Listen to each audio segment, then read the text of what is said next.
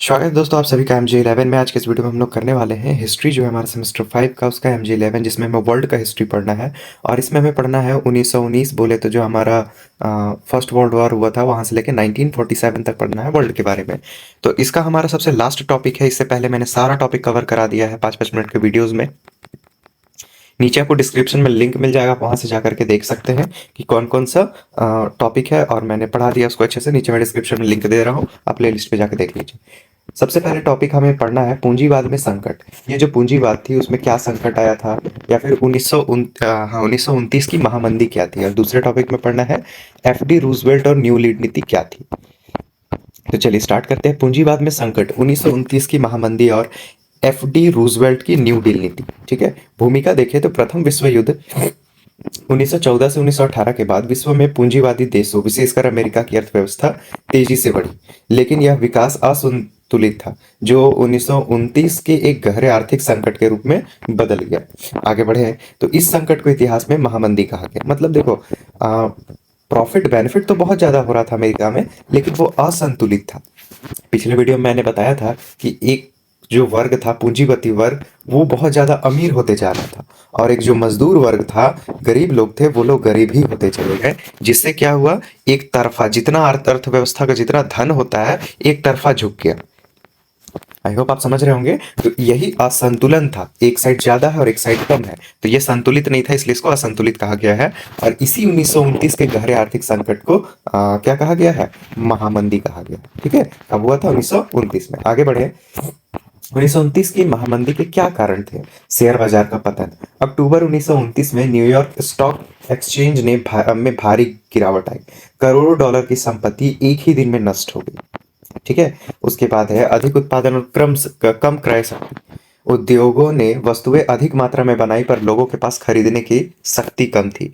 मतलब बहुत सारे सामान बने, लेकिन उसको खरीदने की क्षमता ही नहीं थी, तो वो सामान बिकेगा ही नहीं। बिकेगा नहीं तो जिसने बनाया है उसका लागत लगा है, बट उसको वो सेल नहीं कर पाएगा तो उसको प्रॉफिट नहीं मिलेगा। तो इस तरह से अशांति फैल गई। ठीक है, आगे देखें तो कृषि में संकट। किसानों की आय घटती गई, जिससे ग्रामीण अर्थव्यवस्था चरमराने लगी। जो कृषि था ना, उस क्षेत्र में भी भारी गिरावट आया, घटती चली गई, और ग्रामीण जो लोगों का स्थिति था, अर्थव्यवस्था, वो भी खराब हो गया।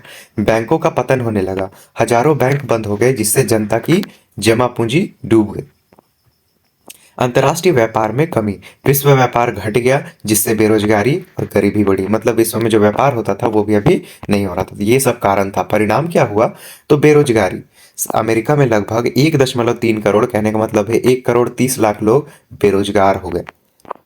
गरीबी और भूखमरी। लाखों लोग अपने घरों से बेघर हो गए, है ना, भूख से मरने लगे। उद्योगों का बंद होना, हजारों उद्योग ठप पड़ गए, उत्पादन कम हो गया। अब वैश्विक प्रभाव। यूरोप, एशिया और लैटिन अमेरिका का यह संकट फैल गया। ठीक है, राजनीतिक प्रभाव देखें तो पूंजीवाद की विश्वसनीयता पर प्रश्न उठे और समाजवाद जैसे विचार मजबूत होने लगे। ठीक है, तो ये रहा इनका परिणाम। अब हम लोग देखते हैं FD रूजवेल्ट और न्यू डील नीति क्या था। FD रूजवेल्ट का न्यू डील नीति क्या था। 1933 फ्रैंकलिन डी रूजवेल्ट अमेरिका के राष्ट्रपति बने। उन्होंने संकट से निपटने के लिए न्यू डील नामक नीति शुरू की। मतलब वही जो कंडीशन चल रहा था ना, कि पैसा का महामारी चल रहा था, महामंदी चल रहा था, उसको ठीक करने के लिए उन्होंने क्या किया, एक नीति सोचा, और उसी नीति को कहते हैं हम लोग न्यू डील नीति। न्यू डील नीति के मुख्य उद्देश्य क्या थे। कोई भी नीति बनता है, कोई भी प्लान बनता है, तो उसका कुछ मुख्य उद्देश्य होता है ना। तो देखते हैं। आर्थिक स्थिरता स्थापित करना। मतलब अर्थव्यवस्था में जो उछाल आ गया है, कहीं कम हो गया है, तो उसको क्या करना, एक तरह से स्थिर करना, एक क्रम में लाना। ठीक है, कि प्रॉफिट हो तो सबके लिए हो, उस तरह से। रोजगार के अवसर को बढ़ावा देना, जो बेरोजगार बैठे उनको रोजगार देना। कृषि और उद्योग का पुनर्गठन करना। जनता का विश्वास पुनः प्राप्त करना, है ना, ये सब करने का वो उद्देश्य रखे थे। मतलब रोजगार को बढ़ाएंगे, आर्थिक स्थिति को लेवल में ले आएंगे। ठीक है, उसके बाद कृषि और उद्योग जो है उसको फिर से शुरू करेंगे अच्छे से। जनता का विश्वास को पुनः प्राप्त करेंगे। जनता का भरोसा जो है उठ चुका था ये सब देख के। अब इसका प्रमुख योजना क्या था, इमरजेंसी बैंकिंग एक्ट 1933। अस्थिर बैंकों को बंद स्थिर करना और स्थिर बैंक खोलना। मतलब जो बैंक आता पता नहीं है ना, वो मतलब ढंग से वो काम नहीं कर रहा है, वैसे बैंकों को हटा करके एक स्थिर बैंक खोला जाए। जैसे हमारे यहाँ बहुत सारे बैंक होते हैं, है ना, लेकिन एक स्थिर बैंक का नाम अगर लिया जाए तो आपके दिमाग में एक ही दो बैंक आएगा, like SBI, post office, Punjab national, जो अभी थोड़ा बड़ा, बैंक ऑफ इंडिया, और बाकी छोटे मोटे बैंक तो बहुत सारे हैं। उसी तरह से स्थिर बैंक खोला गया। एग्रीकल्चर एडजस्टमेंट एक्ट AAA, ठीक है, जिसमें बताया जा रहा है किसानों को फसल उत्पादन घटाने पर अनुदान दिया गया। ठीक है, हाँ, घटाने पर क्या किया दिया गया, अनुदान दिया गया, हेल्प किया गया उनको। पब्लिक वर्क क्या एडमिनिस्ट्रेशन PWA, बड़े निर्माण कार्यों के जरिए रोजगार दिया गया। ठीक है, उसके बाद है सोशल सिक्योरिटी एक्ट 1935, वृद्धा व्यवस्था में क्या करना, पेंशन देना, बेरोजगारी बीमा आदि शुरू किए गए, है ना। उसके बाद है national industrial recovery act NIRA, मजदूरों को यूनियन बनाने और न्यूनतम वेतन का अधिकार मिला।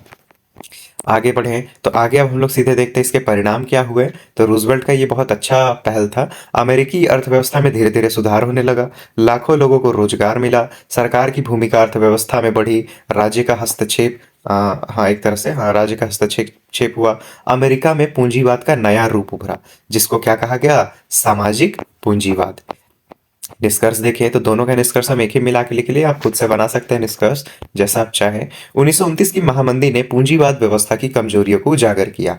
FD रूजवेल्ट की न्यू डील नीति ने दिखाया कि केवल बाजार नहीं, बल्कि राज्य की सक्रिय भूमिका भी आवश्यक होती है। इस नीति ने आगे चलकर विश्व की आर्थिक नीतियों की गहराई से आर्थिक नीतियों को क्या किया, प्रभावित किया। तो ये मैंने आपको दो टॉपिक आज करा दिया इस वीडियो में। दो टॉपिक क्या थे, पूंजीवाद में संकट के 1929 की महामंदी, FD रूजवेल्ट की न्यू डील नीति। अगर अभी तक आपने वीडियो देखा है तो जल्दी से आप अपने कॉलेज का नाम कमेंट करेंगे कि आप किस कॉलेज से वीडियो देख रहे हैं। जल्दी से नीचे कमेंट बॉक्स में अपने कॉलेज का नाम कमेंट करेंगे। नीचे डिस्क्रिप्शन में जाइए, वहां पर मैं आपको MJ 9-10 तो मैंने करा दिया, अब उसका जरूरत भी नहीं है, आपको एग्जाम कंप्लीट हो चुका है, तो MJ 11 का प्लेलिस्ट मैंने नीचे डाल दिया है। आप जाके लाइन वाइज पूरा देख लेंगे। ये आज हमारा जो सिलेबस है वो आज हमारा सिलेबस कंप्लीट हो चुका। ठीक है, अब इससे important question, one liner question, guess question, ये सब आने वाला है, जिसका मैं वीडियो कंटिन्यू डालता जाऊंगा। तो प्लीज अगर अभी तक आपने सब्सक्राइब नहीं किया, सब्सक्राइब करके रखें, ताकि आपके पास जैसे ही नोटिफिकेशन आए वीडियो देख सको।